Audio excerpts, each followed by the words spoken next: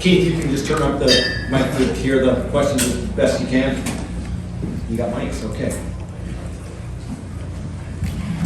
We'll start right over here for this press conference. Over to the left, Cam T. Robinson, The Athletic. Brian, you talked, I think it was a couple weeks ago, about you want to see more from Will, but something that stood out early was just his pocket presence.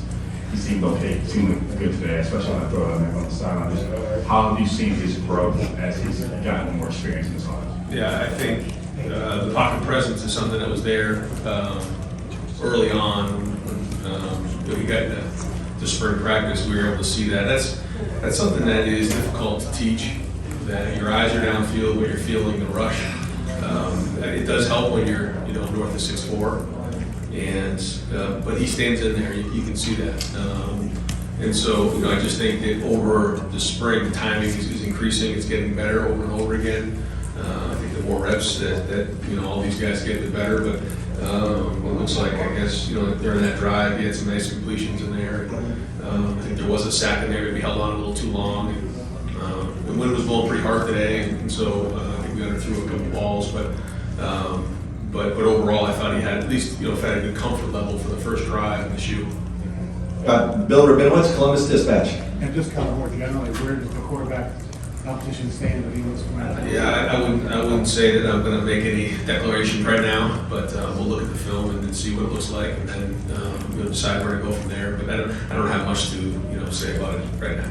Over to the right here, Austin Ward, The Podcast. Ryan, what do you go into the summer feeling the best about this team? I would say, our experience, just a bunch of guys who played a whole bunch of football. Today, I think there was, about 10 players who came up and wanted more snaps today, but look, at next year is a long run, and there's a lot of guys out there who have played a lot of football. Some of them, well over 1,000 snaps. The number one thing in something like this is to stay healthy. I mean, you want to get good work in there the best you can. You got to stay healthy. It's too important. There's too much invested in these players now more than ever, and so I feel like we had to get those guys out of there. But I think these guys have played a lot of football. When you look at our defense, you look at the back end, you look at the front, and then those linebackers. I mean, it's a good looking group, and you saw that all spring. They're flying around, they're getting it, and they all want to play more and show off in this game. But that's our job as coaches to kind of hold them back. But you can see a lot of talent out there. I thought the corners really did a nice job of covering. You saw the guys get some pressures on the quarterback. I think on the offensive side, you see again guys like Omeka who've been out there before, and Donovan Jackson. So there is experience both running backs. I thought all the running backs did a nice job today. Certainly for James and Sam, getting the first opportunity to get tackled was good. We'll look at the film because that is different, but I think we have some really good playmakers on the perimeter. I mean, I could kind of go on and on, but again, I guess if you said the number one thing would probably be our experience in game reps. Over to the left, Rob Aller, The Dispatch. Now I wanted to go to Nathan Barrett. Rob? Yeah, Ryan, with the younger quarterbacks in particular, is part of the idea, you did a lot of quick outs, a lot of swing passes, keep their confidence up? I mean, can they lose confidence in a game like this, or how do you manage that, I guess? Well, you try to get into a rhythm, for them just to get some completions because it all is happening fast, and that's kind of how it works. When you're doing everything for the first time, there's certain things that you're learning and you're growing, and you want to make things easy for them. But again, it was, I don't know what the wind ended up being, but it was gusting pretty good in there. And so, all it takes is a little bit of a gust of wind, and it's in the DB's hands, and that can rattle your confidence. So to your point, you try to get into a rhythm a little bit. They try to push the ball down a little bit down the field, but probably could have done it a little bit more. But wanted to get the ball out in space to our guys, and like you said. But I think overall, with all the guys, I guess we were 37 of 57, but we did have the 3 interceptions. So I think we just got some good snaps on film. That was good, and I guess we ran it 49 times. So this will be a lot of film to watch and can grow from. But we want to be able to, some of those passes, those are like long handoffs for us. We want to stretch the field horizontally, and then we want to stretch the field vertically. And we didn't get as much of an opportunity to do that today, but there were a couple of play action passes where they kind of ran out of there. We checked it down and made good yardage on it. An emphasis on QBs running a little more. I know that's been what you talked about. We saw a little more of that today.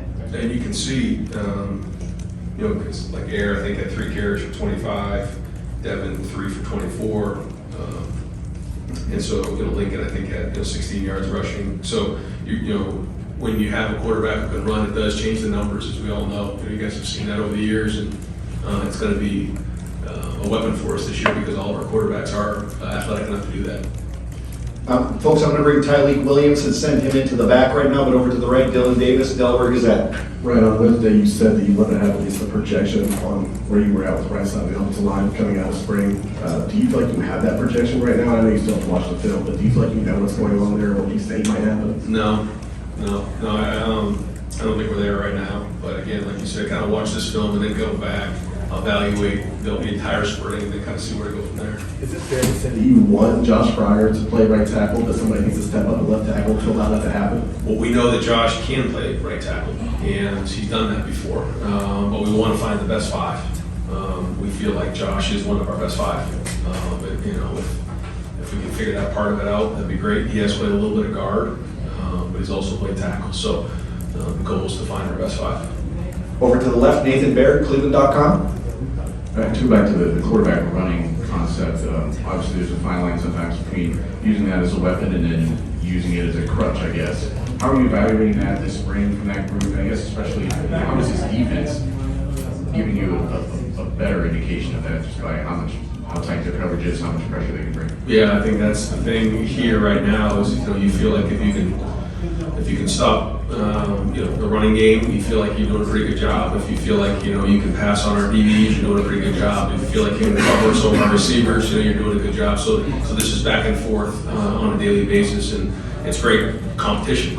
Individually going against really good players, but also against a great unit on defense and a great unit on offense. But there are ways, like in particular today, we were doing some open side reading of the defensive end, and if the defense decides they're going to crash it and make the quarterback run the ball, then that's their decision. Now, we also know that if that's going on too much, we know ways to handle that, whether it's bringing a tight end over to block them to make sure the running backs are getting enough carries.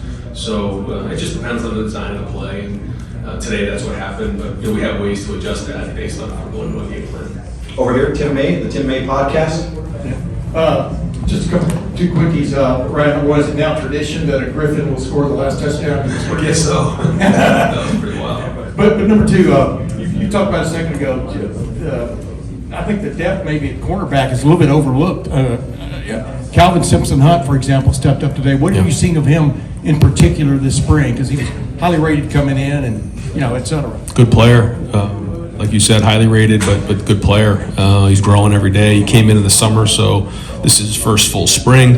And for Lincoln and for he and for Jason Moore and I think Cade McDonald, those guys all came in the summer. So this is their first full year. They still haven't been on campus for a year. You think that they've been around for a long time, but they haven't. So now you're starting to see him get comfortable with the calls. And we've said this before, we have got to play depth, and you're good to see Jermaine good in there, a little bit of nickel. Obviously, Jordan's going to be the starting nickel in there, but he can jump out to corner, so that gives us some flexibility. And then seeing Calvin out there as well, and the other guy who really had a good spring until we had to have a little procedure done just out of caution was Lorenzo Styles. So to your point, I think that there is good depth there, but we're going to need them all. Is this as good a depth as you've seen defensively in a few years? I mean, from your vantage point. At corner, yes. I think we're still, for me to say that, the best we've seen at all positions, no, I don't think we're there.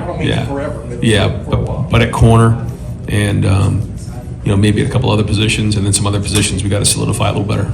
Okay, final question for Coach Day, Spencer Holbrook, Letterman Row. Ryan, you've talked a lot about needing guys for 16, 17 games in depth, but one of the positions that we haven't really talked about that with is receiver.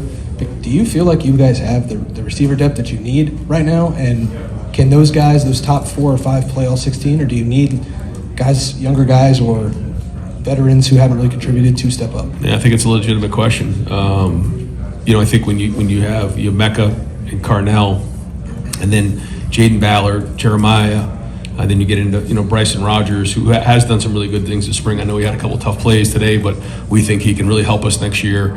We're missing Brandon Ennis. Brandon Ennis, same thing. He was having a lot of momentum, and then there was a procedure. We just felt like out of caution, we had to get it done. We just didn't want it to linger, so we did that. So we'll need him to step up in a big way. And then, to your point, we're going to need a couple more guys to step up to build that depth there, because we do have some really good players, but we're going to need them all. So I think it's important that some of those younger guys do step up. We are going to get Milan this summer, and we're going to get Demarion Witten, who's going to play a little bit of receiver, a little bit of tight end. So we do have some young guys, and to your point, they're going to have to help us. Do you think that Jaden is in that group right now that can help you? I think Jaden took a step here this last week. We've been challenging him. There's been a couple plays, one in particular, he needed to make some plays to say, okay, I'm here and you can count on me. There was a really contested play in the red zone that he made. He made a big play on a post out here the other day. So you're starting to see him make those plays. And if he can do that for us, with his deep speed down the field, he can really stretch the defense. And so we're going to need him to. And we did see things in the last couple of weeks that led us to believe that he can. I'm sorry, Coach. I got one more. Joey Kaufman, Columbus Dispatch, and then we've got Coach Knowles. Ryan, as you look back on not just today, but all 15 practices and assess the impact that Chip's had for you guys, is there something you feel like, or just in general, where he's helped maybe the most, or his presence the last 2 months has given you guys the biggest boost? Yeah, I think he brings one voice to the defense, and I think that's very, very important. Certainly has an unbelievable history of running the football, and I think when you start to tie in some of those quarterback runs, and you notice those quarterback runs aren't designed quarterback runs really. Most of them are reading an end, and those aren't hellacious hits. They're things where we're going to keep guys upright, and he does a really good job of that. But the other thing too with Chip was he got here just a couple weeks before spring started. So, we kind of got the spring going, pushed through the spring, learned about the personnel. I think the next couple months will be important to figure out where we go now. What do we do? What does the install look in the preseason? And then we go from there. So, like any spring, you want to identify the personnel and get guys better, and then really dive into the scheme and the chemistry as we head into the summer. Coach, thank Do you. you feel like you're compelled to let the quarterbacks know where they stand before Tuesday? We're going to give them feedback for sure, and go from there. But yeah, I think after you go through 15 practices, you want to give feedback.